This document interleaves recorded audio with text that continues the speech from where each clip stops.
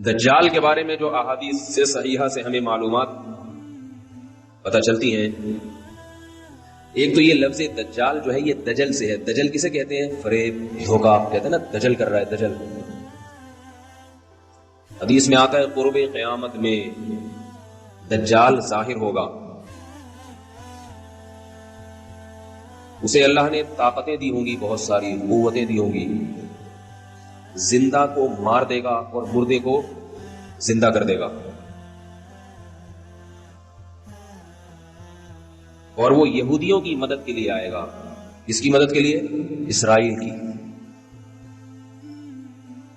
عجیب بات ہے کہ آج یہودی بھی دجال کا ہم سے زیادہ انتظار کر رہے ہیں۔ وہ اسے یہودیوں کے لیے نجات دہندہ سمجھتے ہیں کیونکہ ان کی کتابوں میں پیش گوئیاں ہیں۔ اس سے محمد صلی اللہ علیہ وسلم کی صداقت کا بھی پتہ چلتا ہے کہ آپ صلی اللہ علیہ وسلم کی پیش گوئیاں ایسی پیش گوئیاں بھی ہیں جن کو غیر مسلم بھی تسلیم کرتے ہیں۔ اللہ نے پیغمبروں کو، پچھلے پیغمبروں کو اس کا وقت نہیں بتایا تھا کہ وہ کب ظاہر ہوگا، اس لیے حدیث میں آتا ہر پیغمبر نے اپنی امت کو اس سے ڈرایا ہے، اس کے فتنے سے بچنے کا حکم دیا ہے۔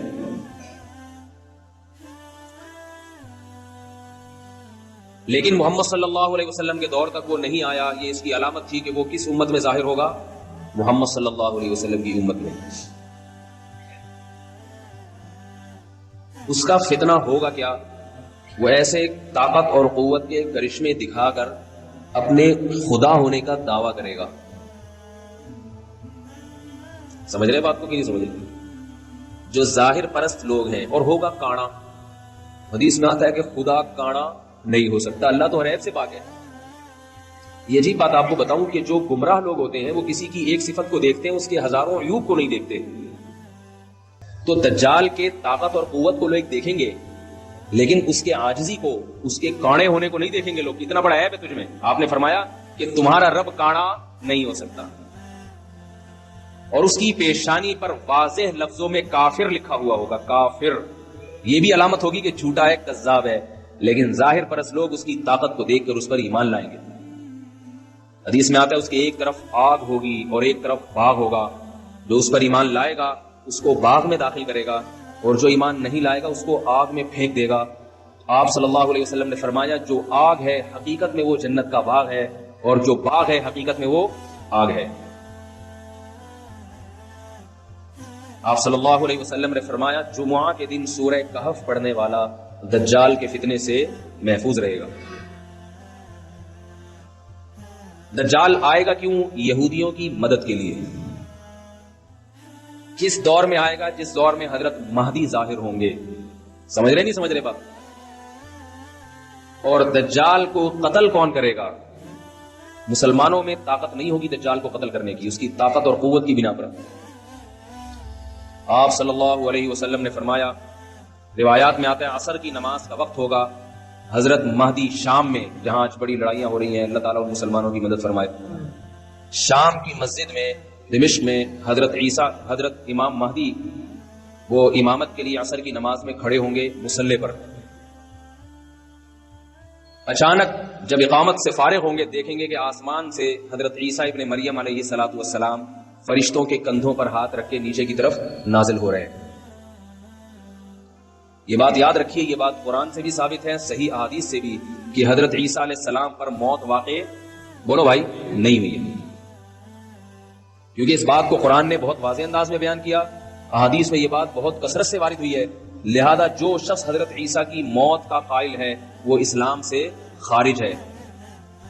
یہ میں اس لیے کہہ رہا ہوں کہ قادیانی حضرت عیسیٰ علیہ السلام کی حیات کے قائل نہیں ہے، موت کے قائل ہیں۔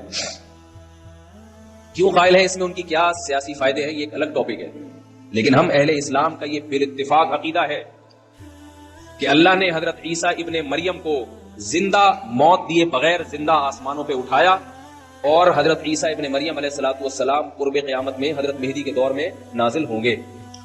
تو یاد رکھو یہ قادیانیوں کا نظریہ ہے کہ حضرت عیسیٰ پر موت واقع ہو گئی ہے، اہل اسلام کا عقیدہ ہے۔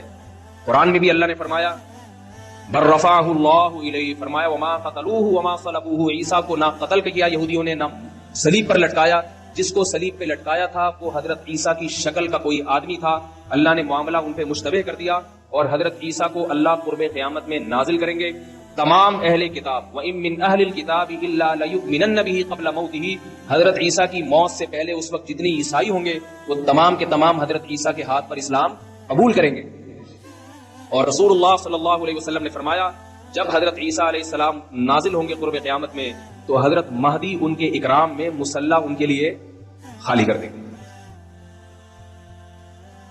حضرت مہدی حضرت عیسیٰ کے لیے مصلی خالی کر دیں گے کہ آپ نماز پڑھائیں. اس سے پتہ چلتا ہے کہ اگر کوئی بزرگ آئے تو امام کو چاہیے کہ اس کے اکرام میں, اگر وہ بزرگ امام سے اوپر والے مرتبے کا اس کے اکرام میں اس کو نماز کی پیشکش کرے کہ آپ نماز پڑھائیں. حضرت عیسیٰ علیہ السلام اس پیشکش کو مسترد کر دیں گے اور کہیں گے کہ اس کام کے لیے اللہ نے تمہیں ہی منتخب کیا ہے.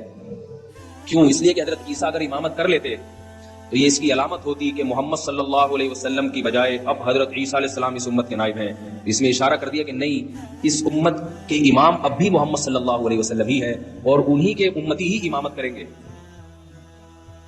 بتا دیں گے میں امامت کرنے کے لیے نہیں آیا. پھر کیوں آئے بھائی, کیوں آئے؟ یہودیت سے انتقام لینے کے لیے. سمجھ رہے ہیں بات کو؟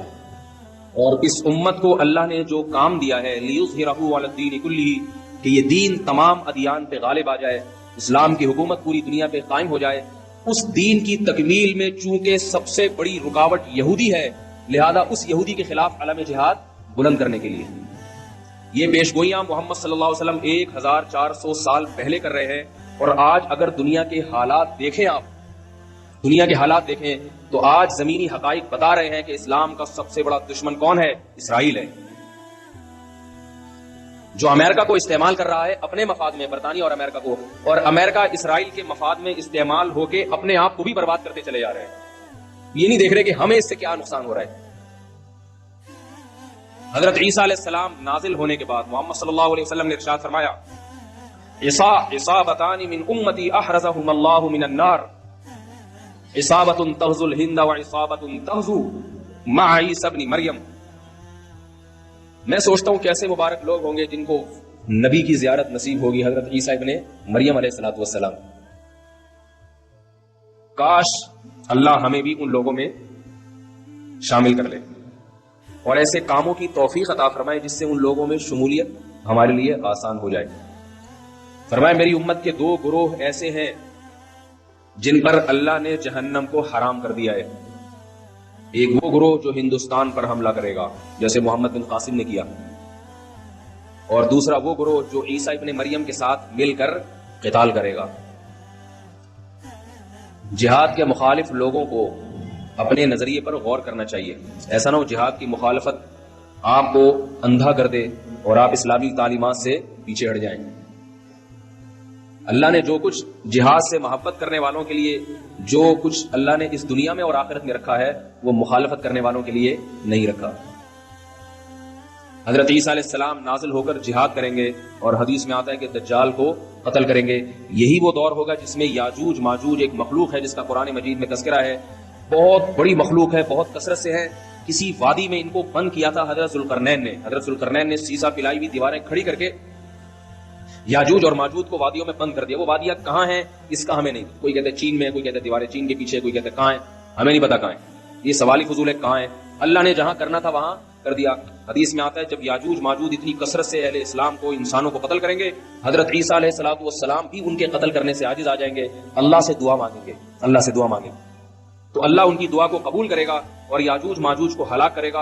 اتنے کثرت سے ہلاک ہوں گے کہ زمین انسانی لاشوں کے تعفن سے بدبودار ہو جائے گی. اللہ آسمان سے بارشیں برسائیں گے اور ان کی لاشوں کو بہا کے سمندروں میں, دریاؤں میں پھینک دیں گے, جس سے زمین پاک صاف ہو جائے گی. اور پھر اسلام کی مخالفت کرنے والا اس روئے زمین پر کوئی بھی نہیں بچے گا.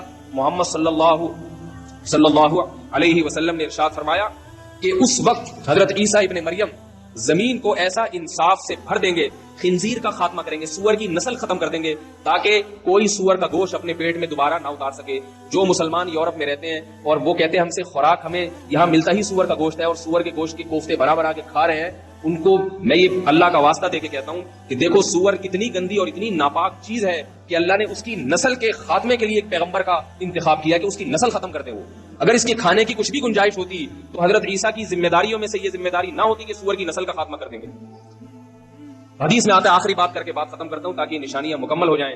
رسول اللہ صلی اللہ علیہ وسلم نے فرمایا زمین کو عدل سے بھر دیں گے، انصاف سے، اور جب زمین پر اللہ کی عبادت کثرت سے ہوگی، زمین زنا سے، بدکاری سے، چوری سے، رشوت سے پوری روئے زمین پاک ہو جائے گی تو اس کی برکتیں اللہ آسمان سے اللہ کی طرف سے برکتیں کھلیں گی۔ جس زمین پر گناہ ہوتے ہیں اس زمین میں رزق کی برکت کو ختم کر لیا جاتا ہے۔ آج پھلوں میں ذائقے ختم ہوتے چلے جا رہے ہیں، آج گندم میں ذائقہ ختم ہو گیا ہے۔ روٹی آپ پہلے دیکھیں بچپن میں ایسی خوشبودار روٹی، اب روٹی کا مزہ ہی نہیں ہے۔ آمدنوں میں برکت ختم، لاکھ ڈیڑھ لاکھ روپے کما رہے ہیں مہینے کے آخر میں، پھر بھی روتے پھر رہے ہوتے پیسے نہیں ہے، پیسے نہیں۔ تو محمد صلی اللہ علیہ وسلم نے فرمایا جب زمین میں تقویٰ ہوگا اور اللہ کی عبادت ہوگی تو اللہ اپنی برکتیں کھول دیں گے، آسمان سے ایسا برکت والا پانی برسے گا، ایسی بارشیں ہوں گی زمین میں کہ آپ نے دو مثالیں دی، ایک انگور کی اور ایک انار کی۔ فرمایا انگور اتنے بڑے بڑے پیدا ہوں گے کہ ایک انگور کے دانے کو نچوڑ کے کئی لوگ گلاس بھر بھر کے سیراب ہو جائیں گے، اس سے اتنے بڑے بڑے انگور پیدا ہوں گے۔ اور فرمایا انار اتنے بڑے بڑے پیدا ہوں گے کہ انار کے چھلکے کو لوگ سائبان کے طور پہ استعمال کریں گے۔ انار کا چھلکا باقاعدہ چھتریوں کی طرح بڑا ہوگا، انار کتنا بڑا ہوگا، اس کے دانے کتنے بڑے بڑے۔ یہ اللہ کی طرف سے انسانوں پہ رزق برسے گا۔ کیوں برسے گا؟ کہ انسان تقوی والی زندگی پر اور حلال والی زندگی پر آ جائے گا۔ یہ کام تو میرے بھائی حضرت عیسیٰ کے زمانے میں ہوگا اور انشاءاللہ ہو کے رہے گا۔ لیکن ہمارے زمانے میں اس سے پتہ ہمیں کیا سبق ملتا ہے کہ اللہ نے تقوی والی زندگی میں برکت رکھی ہے۔ حلال تھوڑا ہو اس میں برکت زیادہ ہے، حرام زیادہ ہو اس میں برکت ختم کر دی جاتی ہے۔ حرام خور آدمی کروڑوں روپے کما کے بھی اس کی پیٹ بھرتا نہیں ہے۔ اپنے ملکوں کے حکمرانوں کو دیکھ لو، کروڑوں کھربوں روپے کھا گئے مگر پھر بھی ان کا دل نہیں بھرتا، پیٹ اتنے اتنے سے ہیں، مگر جو ہوس ہے وہ سمندروں جیسی بڑی ہوئی ہے، خلاؤں جیسی بڑی ہوئی ہوس ہے، وہ کبھی ختم نہیں ہوتی۔ حلال آدمی کی خواہش اللہ تھوڑے سے میں پوری کر دیتے ہیں۔ تو اللہ تعالیٰ ہمیں ان خوش نصیبوں میں شامل کرے جو حضرت عیسیٰ ابن مریم کی زیارت کریں گے اور ان کے ساتھ مل کر لڑیں گے، اور اگر بالفرض یہ ہماری زندگی میں مقدر نہیں ہے تو اللہ ہمیں وہ کام کرنے کی توفیق عطا فرمائے جس کام کی تکمیل اللہ حضرت عیسیٰ کے ذریعے کریں گے، ان کاموں کی توفیق عطا فرمائے۔ تقوی اور طہارت والی زندگی کی اللہ ہمیں توفیق عطا فرمائے تاکہ ہمارے رزق میں بھی برکت ہو۔ سبحانک اللہم و بحمدک، نشہد